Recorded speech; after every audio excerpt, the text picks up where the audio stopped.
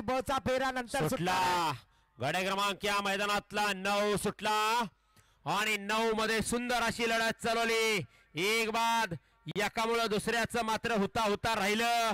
तिकडं तिसरा बाद. दोघं पळतायत. दोघात सुंदर अशी लढत चालू आहे. सुंदर अशा गाड्या पळतायत. अतिशय सुंदर अशी लढत चालू आहे दोघात. काटाकीर लढत आहे.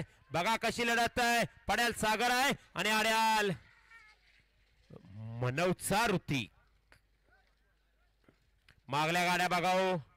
त्याच्या आनंद गगनात मावना. शाळा सोडून आज तो या ठिकाणी आलाय. गाड्या क्रमांक 9 चा निकाल.